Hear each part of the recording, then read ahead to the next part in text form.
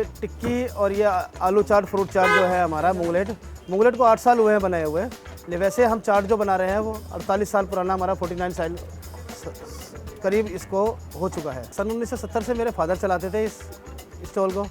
उसके बाद मैं भी 86 से जुड़ा यहाँ पर और मुझे भी 30 साल हो गए इस काम करते करते। मूंगलेट रेसिपी मेरी अपनी बनाई हुई है, इसको मैंने ही तैयार करा था।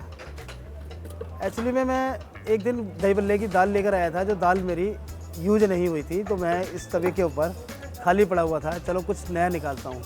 तो कुछ प्याज वगैरह काट के मैंने इसमें फ्लेवर्ड मिर्ची डाल के दाल का तैयार करा और उसे तवे पर डाल के एक अलग चीज़ बनाई है मैंने। एक सरदार जी आए, कहते हैं ये क्या बना रहे हो? मैंने कहा कुछ भी बना रहा हूँ, बन जाएगा। मैंने उनको खिलाया, उन्होंने कहा मेरे को खिलाओ एक पीस, मैंने ज़रूर खाना, मेरे को अच्छा लग रहा है देखने में। ठीक है, मैं खिलाता हूँ। उन सरदार जी को खिलाया, फिर 1-2 ग्राहक और आए, उनको खिलाया। फिर वो सभी ये मेरे को सलाह दे के गए कि ये बहुत अच्छी चीज़ बनाई है आपने, मेरे को बहुत अच्छी लगी है, मैं आपके पास डेली आऊँगा खाने के लिए अगर आप डेली इसे लगाएंगे तो यही सोच के मैंने उसे दूसरे दिन ही से ही बेचना शुरू कर दिया।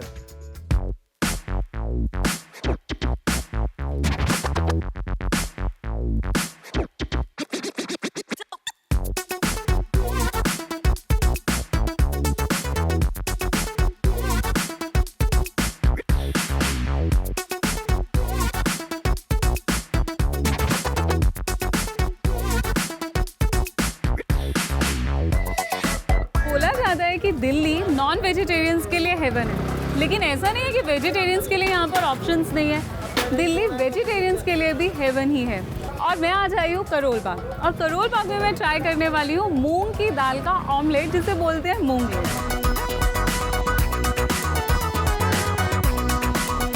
फाइनली मेरा मूंगलेट आ चुका है और अब इसको ट्राई करते हैं। एज यू कैन सी कि बहुत ही बटरी है ये। इसमें जो फिलिंग है वो है कैप्सिकम है, बीट है, कॉर्न है और साथ में इसमें बहुत सारा मक्खन गया है। ट्राई करते हैं इसको। मैं इसको रेड खजूर की चटनी के साथ ट्राई करने वाली हूँ। बहुत क्रिस्पी है लेकिन अंदर से बहुत सॉफ्ट है।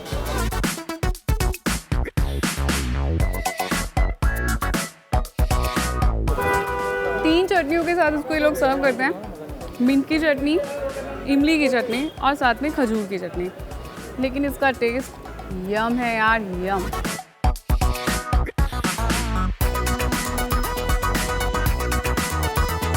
थम्स अप यार, बहुत यम है ये।